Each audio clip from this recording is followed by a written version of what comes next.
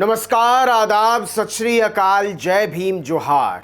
मेरा नाम है नवीन कुमार। प्रधानमंत्री नरेंद्र मोदी कह रहे हैं कि कोविड के समय में उन्होंने देश को जैसे संभाला वह ऐतिहासिक है। उनके चेले चपाटी साबित करने में लगे हैं कि मोदी न होते तो तबाही का रंग ही कुछ और होता। लेकिन सच यह है कि कोरोना के समय में नरेंद्र मोदी का देश के हालात पर कोई नियंत्रण नहीं रह गया था। ऑक्सीजन और वेंटिलेटर छोड़ दीजिए, एजिथ्रोमाइसिन जैसी साधारण दवाइयों में भी फार्मा कंपनियों और कारोबारियों ने जनता को दोनों हाथों से लूटा है। 9-9 रुपए की गोली 90-90 रुपए में बेची गई है। बुखार का इलाज कराने में आदमी लुट गया है, बर्बाद हो गया है, तबाह हो गया है। और मोदी के विश्व गुरु होने का डंका पीट रहे लोग कह रहे हैं कि उनकी तरह का महामानव न होता तो देश का तो और बुरा हाल हो जाता। आप ये जानकर हैरान रह जाएंगे कि जब आप अपने परिवार, परिचितों और रिश्तेदारों की सांसों में ऑक्सीजन की मात्रा गिन रहे थे तो देश की फार्मा कंपनियां और कारोबारी धड़ल्ले से नोट गिन रहे थे। आप जितना तड़प रहे थे, दवा कंपनियां उतना ही मुनाफा कूट रही थी, और मुनाफा भी ऐसा कि मानवता शर्मसार हो जाए। आपकी तड़प देश की दवा कंपनियों, मेडिकल स्टोर्स और निजी अस्पतालों के लिए कमाई का बड़ा अवसर बन गई थी। हालत यह थी कि कंपनियों ने जो दवा होलसेल बाजार में 10 रुपए में बेची, उसी दवा को 100 रुपए की एमआरपी पर लोगों को बेचा गया। इस लूट की छूट को समझने के लिए इस वीडियो को अंत तक देखिए। आपको लगेगा कि प्रधानमंत्री नरेंद्र मोदी और उनकी पूरी सरकार ने जनता को लुटेरों के हाथ में गिरवी रख दिया था, जबकि यह जनता को हर हाल में राहत पहुंचाने का वक्त था। मुफ्त या बहुत मामूली दाम पर दवा और इलाज मुहैया कराने का वक्त था। लेकिन हुआ इसका एकदम उल्टा। आपको याद हो तो कोविड के इलाज के समय रेमडेसिविर नाम के इंजेक्शन के लिए हाहाकार मचा हुआ था। लोग कोई भी कीमत चुकाने को तैयार थे और इसका फायदा उठाया दवा कंपनियों और मेडिकल स्टोर्स ने। जैसे हेट्रो कंपनी के एक इंजेक्शन मतलब रेमडेसिविर की होलसेल कीमत थी 1900 रुपए मात्र, और इसकी एमआरपी यानी मरीज द्वारा चुकाई जाने वाली कीमत थी 5400 रुपए। जी हां, होलसेल कीमत 1900 और 5400 रुपए एमआरपी, मतलब 284% ज्यादा। इसके 6 इंजेक्शन के डोज के लिए मरीजों से 32,400 रुपए वसूले गए। मतलब इस एक इंजेक्शन पर एक मरीज से दवा दुकानदारों ने 21,000 रुपए का मुनाफा कूटा। लेकिन मसला केवल यही नहीं है। दवा बनाने वाली एक मशहूर कंपनी है कैडिला, उसके रेमडेसिविर की कीमत केवल 800 रुपए, मतलब 6 डोज की कीमत 4800 रुपए मात्र। अगर इस कीमत को माने तो एक ही दवा के दाम में 27,600 रुपए का अंतर। इसी तरह एक एंटीबायोटिक का खूब इस्तेमाल हुआ था इलाज में, उसका नाम है मेरोपेनम। सिप्ला कंपनी के 10 डोज के लिए मरीजों ने चुकाए 36,000 रुपए, जबकि यही एंटीबायोटिक इंजेक्शन माइलान नाम की कंपनी केवल 5,000 रुपए में बेच रही थी। मतलब 31,000 रुपए का अंतर।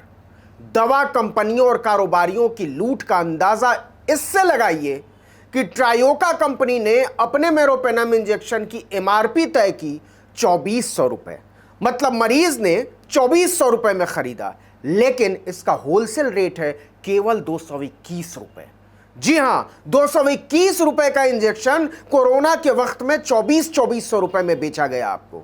और लूट की इस छूट को कहा जा रहा है कि मोदी जी ने क्या शानदार काम किया है, जबकि सच यह है कि पूरे कोरोना समय में दवा कंपनियों और मेडिकल स्टोर्स ने एक एक सांस के लिए तड़पते हुए मरीजों को नोट छापने की मशीन समझ लिया था।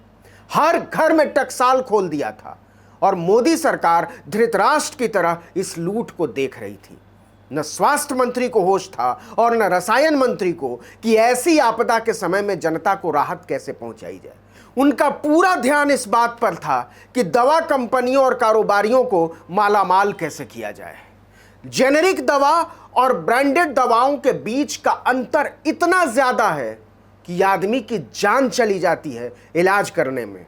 दैनिक भास्कर की एक पड़ताल में सामने आया है कि दिल्ली, मध्य प्रदेश, राजस्थान और गुजरात के दवा बाजारों में ब्रांडेड दवा के नाम पर फार्मा कंपनियों ने इसके दाम 1000% से लेकर 1500% तक बढ़ा दिए। मतलब सीधे 10 गुना से 15 गुना। बाजार के जानकारों के मुताबिक जेनेरिक दवाओं में जहां मुनाफा 20% तक रखा जाता है, वहीं ब्रांडेड दवाओं में 80% तक होता है। जैसे सिप्ला कंपनी की ब्रांडेड एंटीबायोटिक ओमनिक्स ओ की एमआरपी 175 रुपए है, यह रिटेलर को 20% कम यानी 140 रुपए में मिल जाती है। अब देखिए कि सिप्ला यही दवा सेफिक्स ओ के नाम से भी बनाती है, उस पर एमआरपी तो ब्रांडेड से भी ज्यादा है 220 रुपए, लेकिन 10 टैबलेट की होलसेल प्राइस केवल 52 रुपए है। देखिए कि कैसे दवा कारोबारियों और कंपनियों ने आपको कोरोना के समय में लूटा है। ब्रांडेड डाइसीसाइक्लिन बेची गई 90 रुपए में, जबकि इसी का जेनेरिक वर्जन केवल 9 रुपए में उपलब्ध था। 5 अजिथ्रोमाइसिन बेचा गया 120 रुपए में, जबकि इसी के जेनेरिक वर्जन की कीमत थी 45 रुपए मात्र। एक और दवा खूब इस्तेमाल हुई इलाज में, उसका नाम है आइवरमेक्टिन। जिस ब्रांडेड आइवरमेक्टिन के लिए आपने 200 रुपए कीमत चुकाई, वही 12 रुपए में भी उपलब्ध था। विटामिन सी और जिंक के जिस पत्ते के लिए आपने 140 रुपए चुकाए, उसके जेनेरिक वर्जन की कीमत केवल 60 रुपए है। लेकिन अंतर समझ में आता है विटामिन डी की कीमत में। 4 गोली का विटामिन डी का एक ब्रांडेड पत्ते के लिए कम से कम 140 रुपए वसूलती हैं कंपनियां, लेकिन वही विटामिन डी केवल 20 रुपए में मिलता है। इसी तरह स्टेरॉयड का हाल था।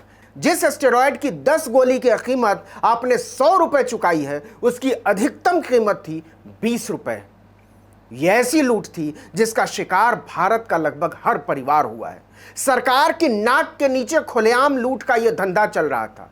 दिल्ली के भगीरथ प्लेस में दवा का कारोबार करने वाले एक कारोबारी ने बताया कि दवा कंपनियां जिस भाव पर जन औषधि केंद्रों पर सप्लाई करती हैं, मतलब सरकारी दुकानों पर, उसी भाव पर प्राइवेट दवा दुकानों को भी सप्लाई देती हैं। लेकिन दवा दुकानों पर जाने वाली उसी दवा का नाम बदल दिया जाता है और उस पर मनमाना दाम छाप दिया जाता है। कायदे से दवा की कीमतों पर निगरानी और नियंत्रण का काम नेशनल फार्मास्यूटिकल प्राइसिंग अथॉरिटी करती है, लेकिन इसके दायरे में ज्यादातर सिंगल मॉलिक्यूल दवाएं आती हैं।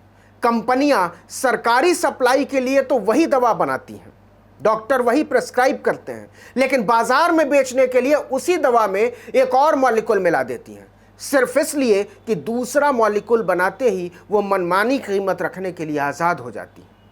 आईएमए का कहना है कि सरकार को ब्रांडेड दवाओं को पूरी तरह से बंद कर देना चाहिए। इसका मरीज को कोई फायदा नहीं है। हर दवा की कीमत सरकार के नियंत्रण में होनी चाहिए। एक ही दवा की अलग अलग कीमत मनुष्यता के साथ बहुत बड़ा अन्याय है, लेकिन हमने देखा है कि पूरे कोरोना के समय में इस अन्याय को सरकार की मौन सहमति हासिल थी। क्या आप कल्पना कर सकते हैं कि एक एक सांस के लिए तड़प रहे लोगों से इस देश की दवा कंपनियों ने हजारों करोड़ का मुनाफा कमाया है। वो सारी कंपनियां बहुत राष्ट्रवादी थीं और राष्ट्रवादी सरकार की निगरानी में अपना नोट छापो कार्यक्रम चला रही थी।